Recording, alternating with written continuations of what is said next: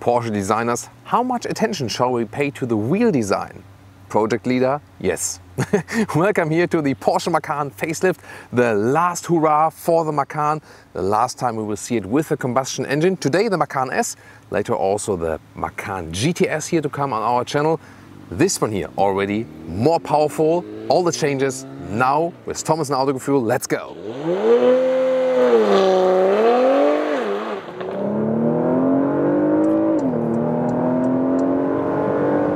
By the way, if someone puts my first remark, like my first two sentences, as a comment, it might be the highest ranking one.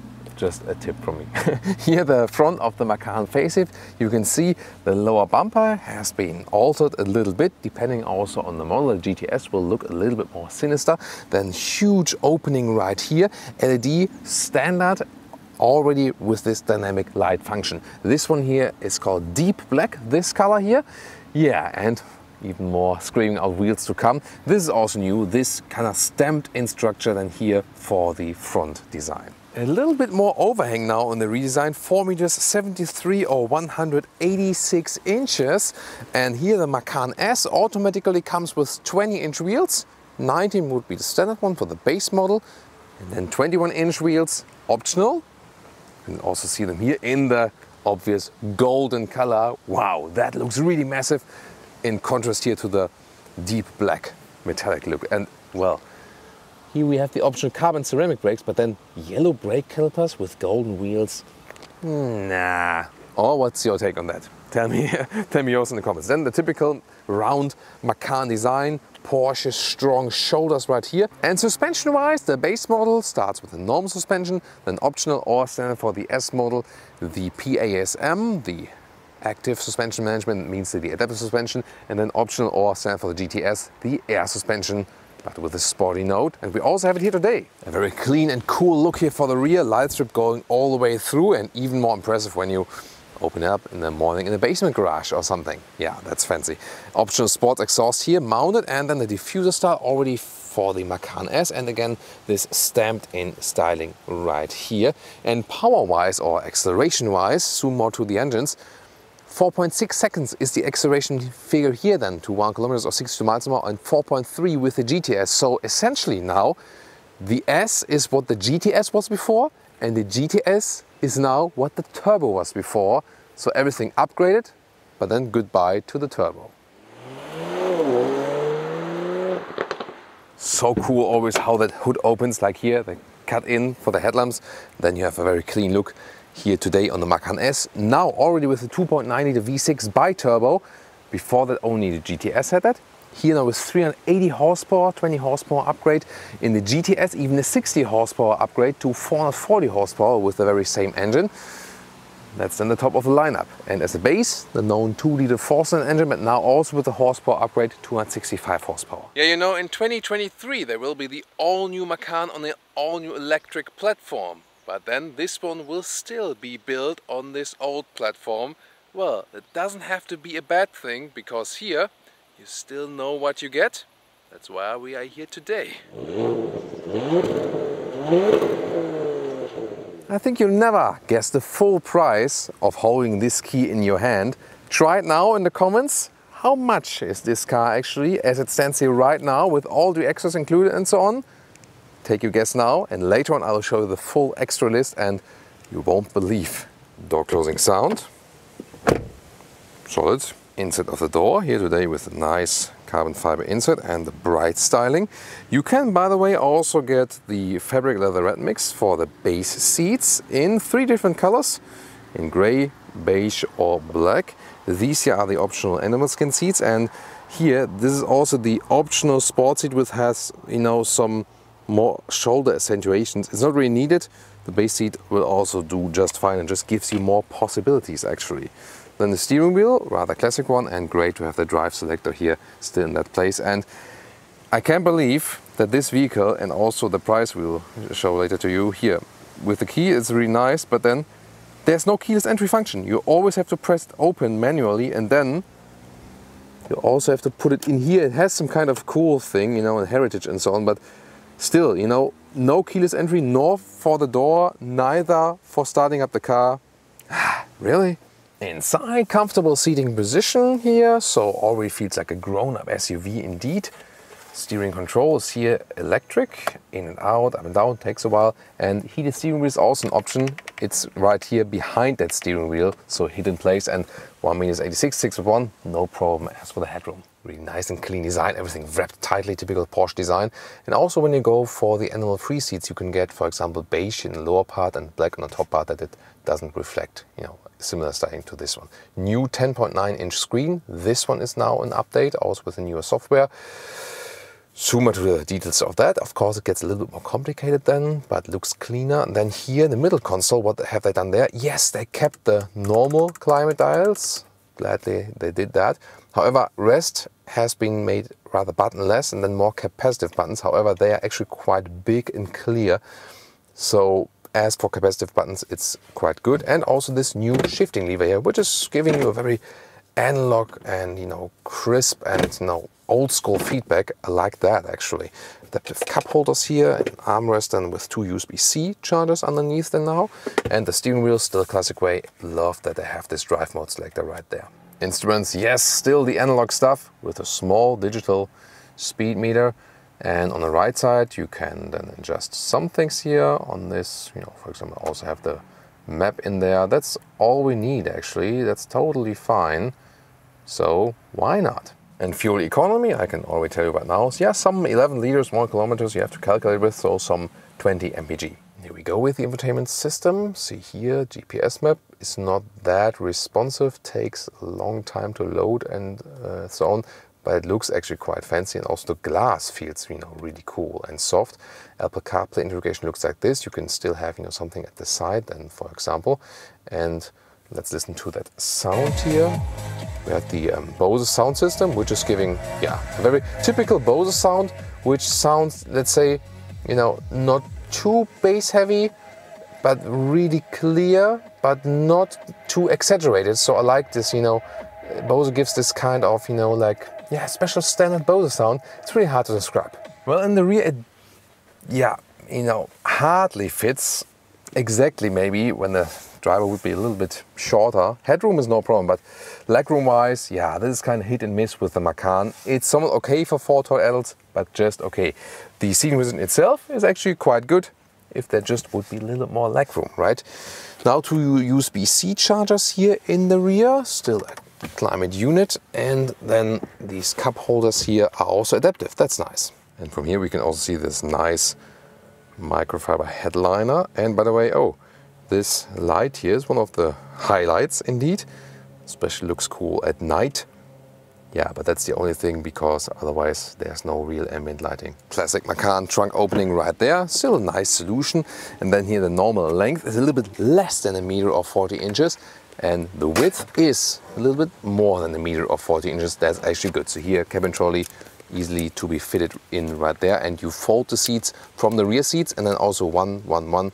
So you don't have a 40-60 split. You can also fold this one here individually. What was your price guess? Here, the Macan S starts at 70,000 euros, for example. And then here, air suspension as an option, 2,400 euros for the extra sports exhaust, 8,000 euros for the carbon and ceramic brakes. And it continues. And here we go. Rear view camera, that's at least in the US. Adaptive sport seats, yeah, you shouldn't go for them because then it's only animal. And then, what the hell? Really? 112,000 euros or dollars? Yeah, I mean, so many awesome things we've already seen up to this point. But 112,000 euros? Well, does the driving agility justify that price? Let's find out.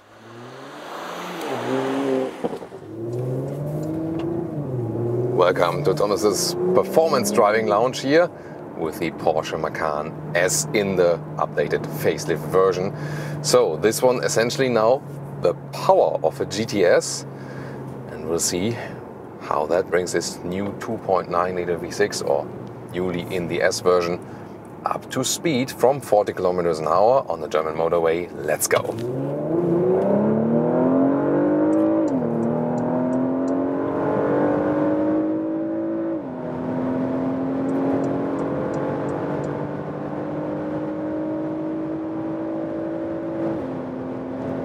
Plop, that's 200 kilometers an hour, 125 miles an hour.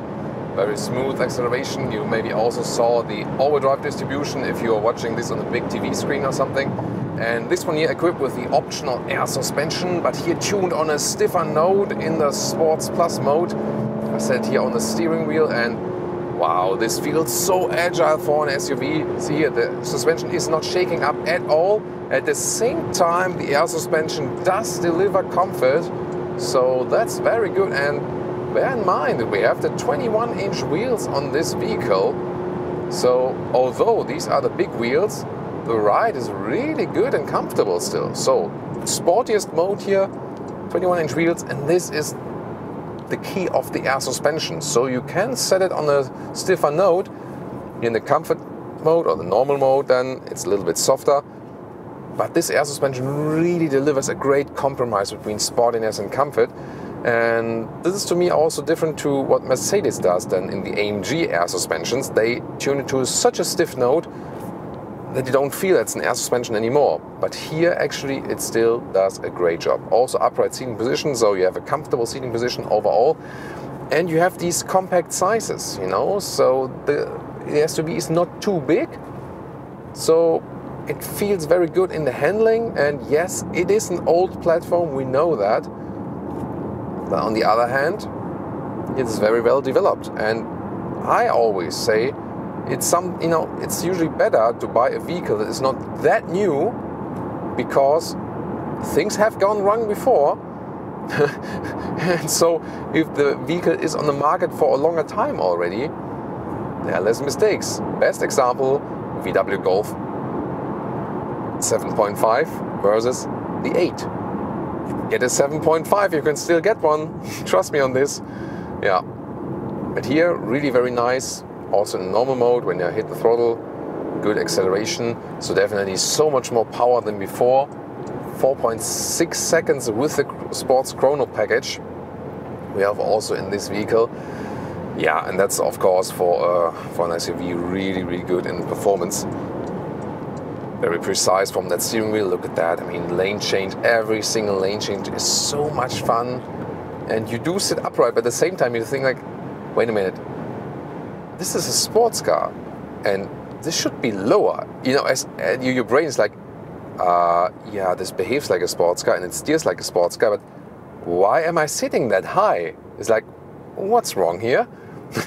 And there's also a reason why the Porsche Macan is the most successful Porsche model of, you know, I think also of all times. I mean, current highest sales, of course, yes. And especially also, yeah, you know, true Porsche fans will hate this, but the Porsche Macan 4-cylinder is the most important Porsche model in the world. Yeah, that's just the thing. And people buy it because they get the Porsche experience without lower back pain. And the same accounts for me. I sit terribly in a Porsche 911. I just have to say it over and over again. I don't think it's comfortable at all. Others might disagree and find the 911 comfortable. It's good for you. I'm really happy for you if you find that. But to me, it's not. And the Macan or the Cayenne, they are. And that's the reason why Porsche is, for example, in China known as an SUV brand. And the SUVs are sold way more than their sports cars, meanwhile. Very nice from that all-wheel drive distribution, showing us that we have a rear-wheel bias from that all-wheel drive. And the more I hit the throttle, I did concentrate on the road when I did the first acceleration, but you've maybe seen it. So the more I hit the throttle, the more power is also transported then to the front wheels. Sorry, Thomas, I didn't quite get what you mean by that. Yeah, like...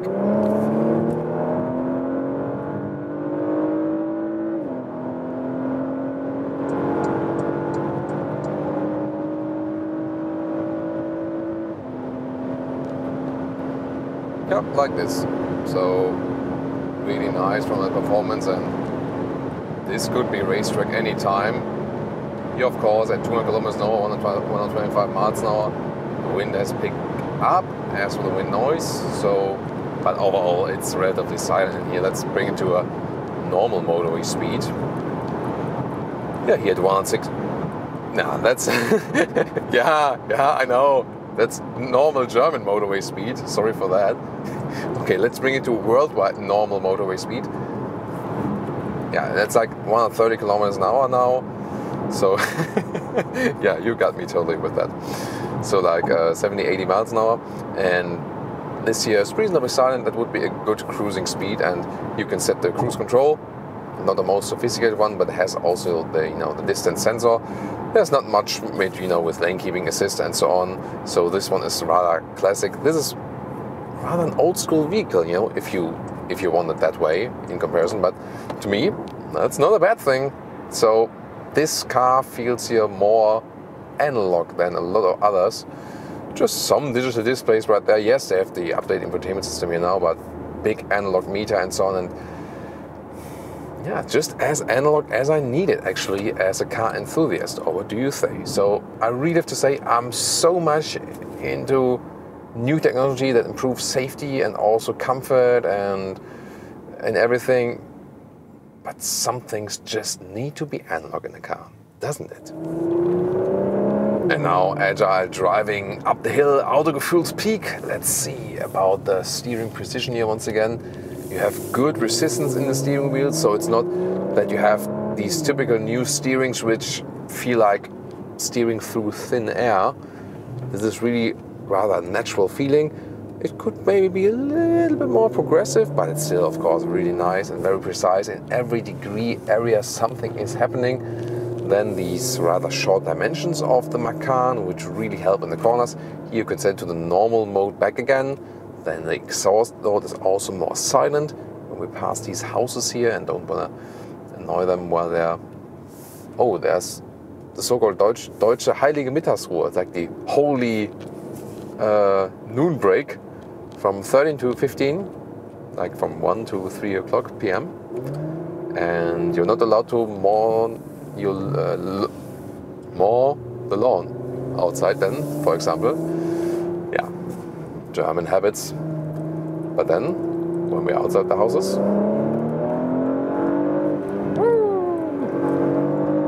nice. Lovely. And also like plop crackles from the exhaust. Now the hairpin bend is coming. Let's see. I hope no one is... again, someone is parking there, but I think I can still test it. Yes. Really nice. Such a smooth and sporty driving experience. Definitely, with that facelift, still one of the sportiest SUVs out there. And of course, with this power upgrade, even more powerful than before. Well, what to compare? Definitely the Porsche Cayenne Turbo GT, the bigger model, with an awesome review. Watch that. And also the competitors here of the Macan.